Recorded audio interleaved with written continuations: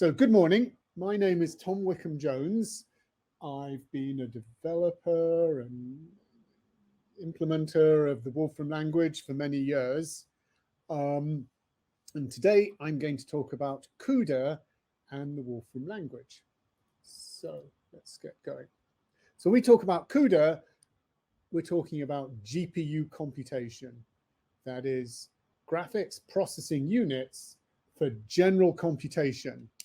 And like in some maybe older terminology, this is using the GPU as a co-processor. This can lead to a massive acceleration for computations, but they typically need to be very large-scale problems. It needs special hardware, the GPU, but it's not suitable for all computation. Now, CUDA is a programming platform, language, and tools for NVidia GPUs. It's by far the most popular GPU system, but it's not the only one. But you know, these NVIDIA CUDA cards are what's, you know, they're doing enormously well. For example, driving all this sort of, you know, AI functionality that we're all interested in and using. CUDA comes with a very extensive set of libraries, so it fits very nicely with the Wolfram Compiler. It's not available on the Mac. So actually, I'm running here. I'm using a Mac, but I'm running a remote kernel over to a Linux machine. So I'll show various models, try to help. You have like the CPU, and this is the graphics card with some grid of little processors, and I'll talk more about what these are. So the ideal workflow is that you have your CPU, your regular computer, and you load some data onto the GPU. You then run a program that gets downloaded to the GPU and then executes. You extract results, and then you sort of tidy everything up. So just a quick statement of terminology. It's very tempting to talk about CPU and GPU, but technically, and in books and things, it's a bit better to talk about host and device. So for example, you know, there's other things on the main computer like memory that's also part of the host, but that's not really part of the, you know, CPU. Right.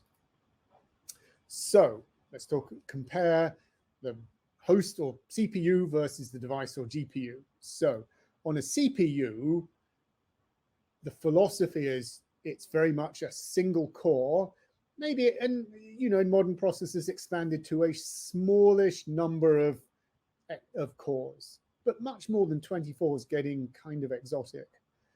And the way that performance is gained is by reducing latency in a single thread of execution on one core. And there's huge amounts of work have gone into modern processors with caches and pipelining and branch prediction, etc., to reduce this latency, this sort of waiting. And that makes CPUs good for general computation. So GPUs have a completely different philosophy, and their goal is to boost throughput of an entire system, and they might have thousands of cores, like the machine I'm using now, not totally exotic, has nearly 6,000 cores. And a paradigm that it's quite convenient to think about the way this works is it's single instruction, multiple data, so SIMD, and they're not good for general computation. So let's look at some numbers. This is like maximum theoretical raw speed that I found from a couple of years ago. So an Intel 24 core system has, you know, this system, it could do double precision computation in about a third of a teraflop. That's floating point, you know, operations per second, and single precision about twice as fast. In contrast, the NVIDIA Tesla card would do double precision in, you know, nearly 10 teraflops, but a huge jump going to single precision. So they really are optimized for single precision, and there's various reasons for that. And they have a half precision as well. Some of these advantages of these smaller things is there's less data to move around. So the memory is super important. So on CUDA GPUs, there's an entirely separate memory system. And so part of the computation is always going to involve copying data between the host and the device. And this copying can be slow. And on the device, there's different sorts of memory that have different ways, different speeds and performances, a bit like caches on the CPU, but you have a bit more control over it. Also, accessing the general global memory on the device, often that can be done in parallel, and it's quite easy to understand how that might work. And so that sort of helps to turn these things into SIMD operations. But despite all of this, memory access is typically the bottleneck that prevents programs from reaching the theoretical performance of the system. And again, as far as programming goes, you have code that runs on CPU code that runs on the host and CPU code that runs on the device. And it's inevitable in working with these things that you have to manage these two styles of programming and make them work together. Now, let's talk about CUDALink. So CUDALink are Wolfram Language tools for working with CUDA. They've been available for many years. And they have had all sorts of features for working with data and programming. And what we're talking about now is an updated version of CUDALink using the Wolfram Compiler. And so this is providing features such as automatic handling of data on the GPU, generating CUDA programs, and getting easier access to CUDA functionality. So let's have a little look at this.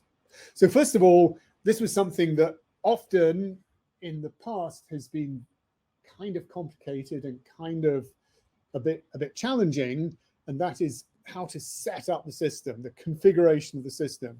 And starting now in version 14, we're starting to try to make things a bit easier, especially for debugging problems. But we have this thing, so a package of CUDA tools, and we can load to get information. And running this thing has very few requirements. It does require that you have a CUDA card in your machine. And if you don't have a CUDA card, then CUDA obviously can't work, but it has very minimal requirements. And what we're seeing there is similar to, on these, stick a card in and install drivers, and then which is necessary for the card to work. You'll get something like a system information, and this that might have a screenshot of this. This is like obviously looks a bit Linuxy, and there's my NVidia card, and we can see here that we have CUDA cores is 588 and sorry 5,888. So that's nearly 6,000 little processors that I have available. So that's much more than you get with your multi-core Intel or ARM CPU. So that's the hardware. But in order to take advantage of CUDA, you need software as well. And NVIDIA provide a nice CUDA toolkit that's also required for things. And again, we've tried to optimize and streamline some tools for working with this. And we have like a get CUDA toolkit, and this tells us, the toolkit, where the path to the toolkit, and there's like an NVIDIA provider compiler for their things. And we've set these up so that we can support different versions of the CUDA toolkit. So when NVIDIA come up with a new version, we can support that, and then there are ways of switching between them if that was important. And you probably get an idea that the version of the CUDA toolkit that I have here, there's a bit of a clue in the name of it there. So CUDALink is the Wolfram Language toolkit for working with CUDA. And for this to work, there must be a CUDA-enabled card, so hardware, and there must be a CUDA toolkit, and that's software. And our CUDA tools functionality make it easier to test your setup and identify problems and resolve them in case it's not working. So let's do some basics. And now I'm going to show how to create some data stored on the GPU. So we have this thing called a CUDA vector. So this is a one-dimensional layout of data, and it's got a certain type. And I could make a CUDA vector, give it a type argument, and then it makes a different type of, different thing. So these are a little bit like compiler data structures. So it's got a different head, but if I get a normal of it, it's returned in a numeric array because I might have different size data, and if I get normal of the numeric array, it prints out the actual numbers. So key thing about this is that these CUDA vector, there's CUDA matrix, there's sparse versions. They fit in. This is a nice feature from using the compiler technology. They fit in with the expression system so that if they're no longer being used, then they notify the GPU system to free the memory, which is, kind of how things ought to be. So what can you do with these? So one thing you can do is to do some linear algebra type computations. So here I'm generating a matrix and a vector on the, I don't want to install new software right now.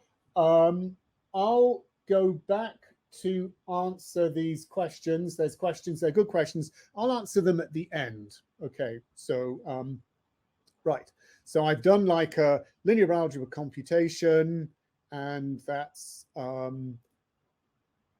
now I'm going to make GPU versions of the matrix and vector and run this thing called CUDA dot. And this runs, and this particular case is running faster. So the implementation of this is calling into a library, CUBLAS, which is a BLAS layer from NVIDIA. So BLAS is like an API that gets supported for different hardware platforms. It's a set of the signatures that you can call to do things like matrix multiplication. Right. Here we go. Right. So I want to make a comment on the speed of operations, because this is can cause a lot of confusion. So the legacy old parts of CUDALink also had ways of running GPU operations on the GPU, but it tried to be too clever, and so often it would copy the data from the host to the device, run the operation, and then copy it back. But that can be much slower than running the thing itself. And so this led to endless confusion where people didn't understand the speed and the performance of things because it was just so confusing. And so the solution to this is to use the CUDA vector and the CUDA matrix. So we've built a whole range of operations to work on these things to create them. And you get some flavor of these, and I'll give some summary of this. So this is a nice way to create it's like range, but it's doing it on the card. And I can get out the data that we see here. And then I could run, say, like a map. So now I'm operating on the vector with a function. Now, typically, when things like CUDA map run, it has to code generate for this function the first time it's executing, and that can be kind of slow, but it caches the result of the compilation, so it yeah, I mean, people are answering questions. It caches the result of the computation, so you don't have to do it again. And there are ways of running these things, at some slightly lower level. So we have a CUDA table, so we can run that. So this has one iterator, so it produces a vector, and we can have do the ubiquitous Mandelbrot computation. So this is a CUDA table with 2 iterators, and this produces a CUDA matrix, which we can plot out. So we can do prepare data and things like that.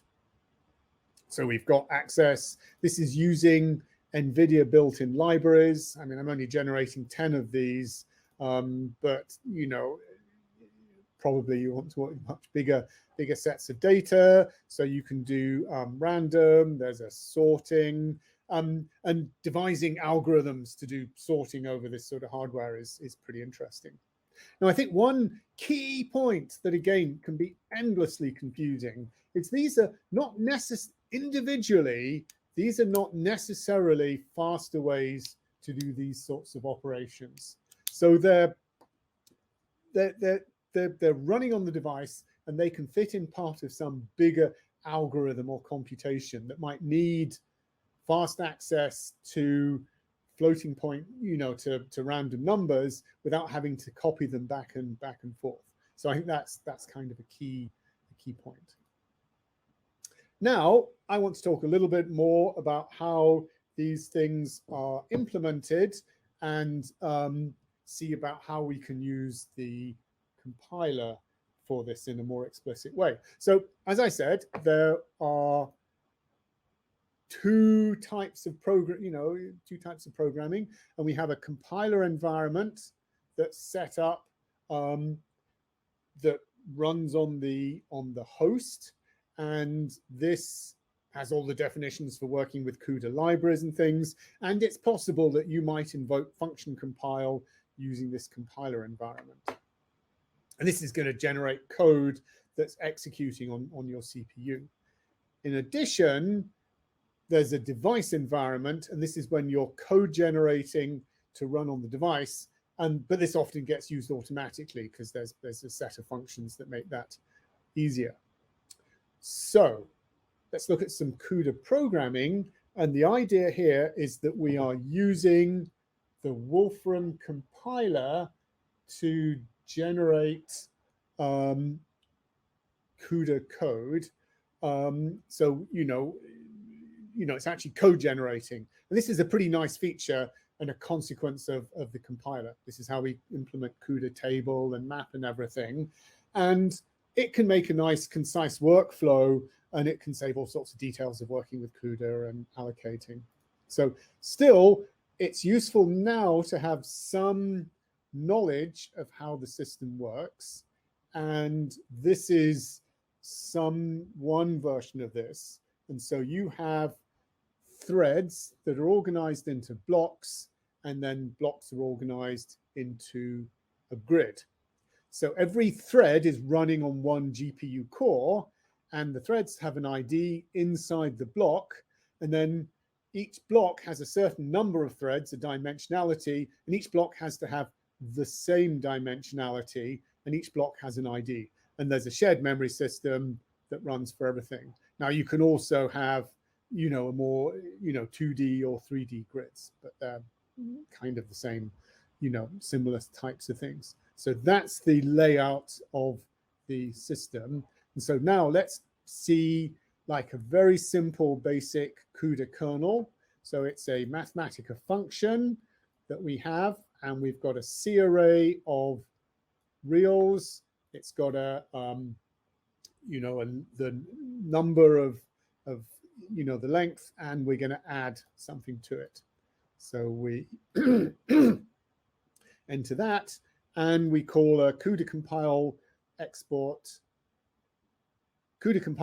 kernel, and this generates a CUDA kernel object, and we'll see a little bit about what that is. So we can generate some data, and then we can run the kernel over the data, and this particular kernel, it overwrote the input, which we can see has been changed. So this is a pretty streamlined way. When you work with this in C++ or something, you've got to write quite a lot of non-trivial code in order to get that to work. So when the CUDA run kernel is running, you have to set dimensions, block dimensions and the grid dimensions. If it was 2 or 3D dimensional, these would be lists. And key element here again is it, like by default, it's able to figure out suitable block and grid dimensions, but you can change these if you want. And because the number of threads in each block has to be the same, there's going to be more threads than there is data. And so that's why you always have to have this test to make sure you're not accessing outside of the range of the data. And then another point here is that here we are reading and writing data, and because we are reading and writing the data, it's very often this is done because of the way these threads fit together. This can often be done in parallel, where blocks of data are loaded into a whole block of processors, which that's what SIMD is. So that's all nice and efficient. So let's have a look at some details of the CUDA kernel. It's a bit like a compiler data structure. So we get the CUDA kernel, and we can pull out information. For some reason, information always prints out in a small, it's a bit hard for people to see, but we can pull out, say, like the types of the function, or PTX. This is the low-level language. So this was generated from the Wolfram Compiler. It uses LLVM, and this is the assembler code for CUDA that we generated. So to do bigger, more complicated things, algorithms for, tiling or sorting or matrix multiplication or, aggregating or something, you need more functionality. And to make things efficient, you might have to do techniques like tiling and so on like that, which are all quite interesting. And you need more functionality that we've built in support, such as shared memory and thread synchronization and dynamic kernels. And so we've got quite good support in the Wolfram language for these things. Now, you might still want to go find some C++ code and use that, but use it in a simple sort of way. And you can do that. So here I've got this is a pretty similar kernel. Actually, I should probably have, IDs less than length. There we go. Right. And I can then use the same CUDA compile export kernel, but now this is using C++ input, and it compiles this, and then I can run that in the same sort of way that I ran before. So we've kind of got a smooth, uniform interface to programming and executing these things, whether it's Wolfram language or C++. So often, as I said, you're not, you don't have all the code. You might have some library of code that is that you're using, and these libraries are CUDA computing toolkit that NVidia ship has a whole load of them. A lot of them are written in C++, and they make very heavy use of C++ templates. And so one particular example, there's this thing called Thrust, which is this high quality, high performance library that's bundled by NVIDIA. Now these, some people you might know, some of you might not, but C++ templates are the C++ way of doing parametric polymorphism. So the Wolfram Compiler also provides parametric polymorphism. And so we built this way to line up the Wolfram type system with C++ templates. And this allows us to take, for example, this is a C++ little C++ snippet that's making a call into the thrust library. So it's a thrust sort, and it's a template. So the point of templates is you haven't said what t is. T is a parameter that gets figured out at sort of some instantiation time. So this code would work for different reals or doubles or different sorts of things. So we can build a function declaration that references this, and that's what I can see here. So that's the name of the function, and the type is given polymorphically using the for all type, and it's going to line up the type parameters with the template type parameters, which I think is pretty cool. Maybe nobody else does. So here's a function that's going to call this CUDA sort declaration, and it's passing in a CUDA vector of integers, and I shall compile this. So this has to run, it has to instantiate. Quite a lot of the work here is instantiating C++ templates, which take a little bit of time, and then this will run and it comes back. So there we go. It would also be possible to do function, export library, or put this in a compiled component or something. And notice in the function compile, I set the compiler environment variable to be the CUDA compiler environment. And then now I can execute this. So I make a CUDA vector, I call my function on it, and this has sorted in place the vector of data. So we called a library of C++ that was templatized, and this is how we write many of the functions that we have. So I think that's all kind of interesting. Right, so I think I'm coming to the end of this. So I'm going to summarize, and then I'll just run through some questions and things. So I looked at CUDA GPUs and their potential for high performance computing. I looked at the Wolfram integration for this and how we can probe the setup, the cards and the tools, help you get things running. I looked at the basics of 1 and 2D data with CUDA vector and CUDA matrix and some built-in operations. I looked how to compile Wolfram language code to CUDA and then integrate with C++ tools for CUDA. So some of the future directions that I think are kind of interesting are, actually I found some very nice sources of lots of CUDA examples and algorithms and discussion of this.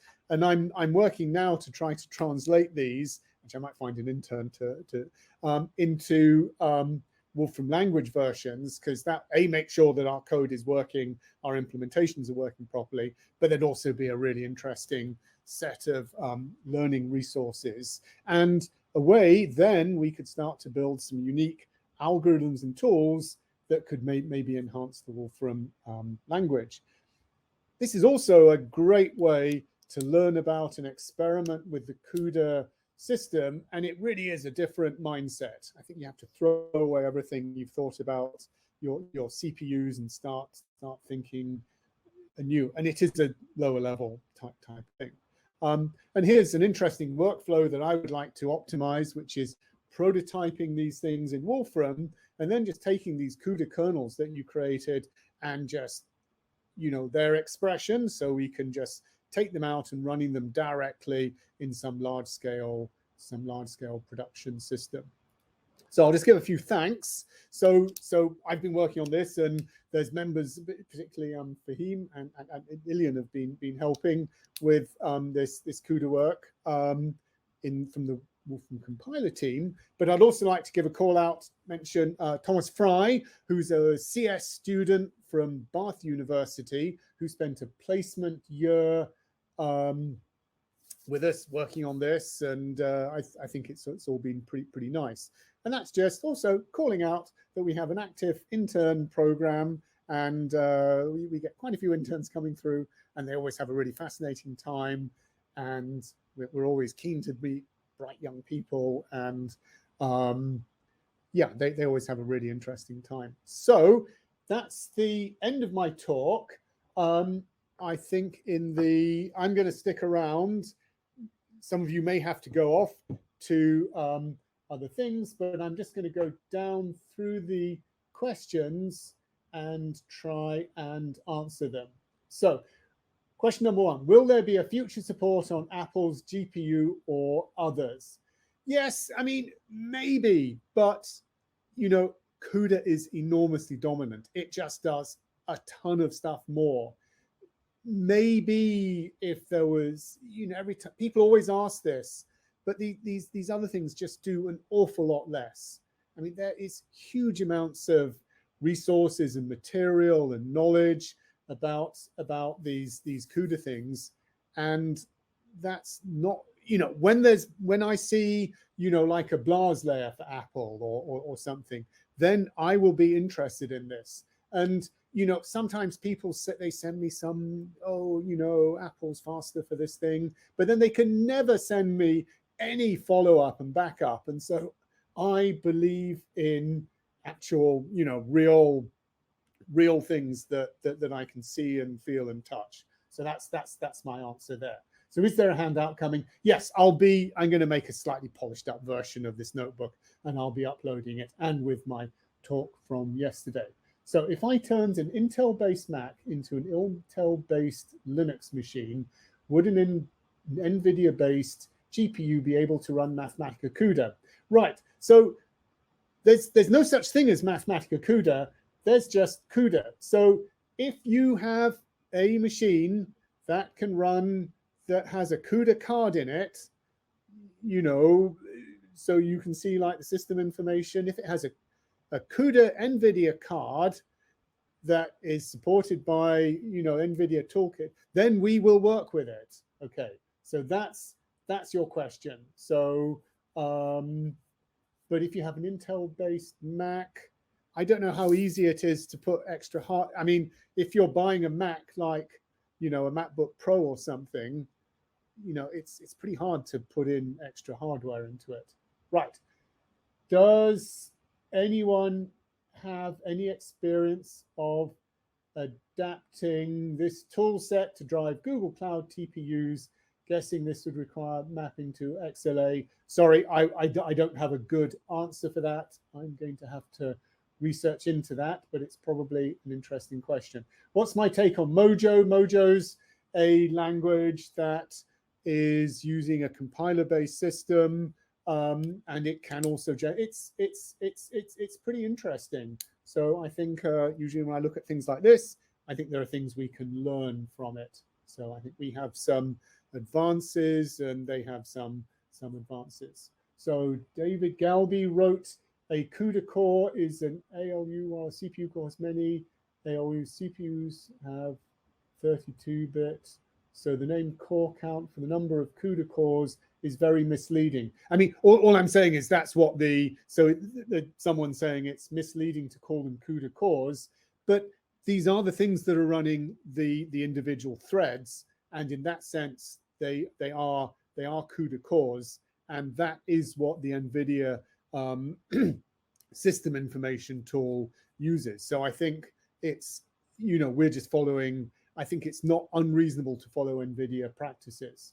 So Jason Harris asks, is the output CUDA vector stored in the notebook, or is that a reference to a structure on the device?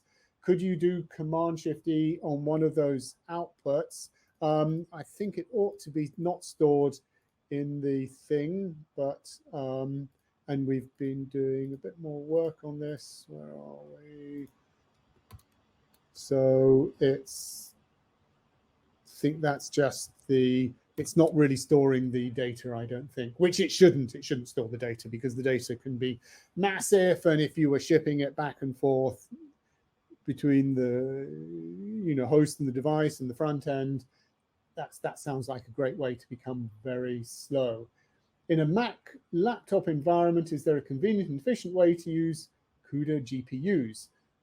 So there is the convenient and efficient way to use CUDA GPUs is to buy a non-Mac. Sorry, I mean that's you know, you can't use CUDA on a Mac. That doesn't exist. Macs do have a GPU system which has some sort of ability to program, but it's much, you know, it's lower level and it doesn't have all the features and things, but that is possible. Will there be tools for users if we want to develop our own device link, say as a replacement instead of NVIDIA cards?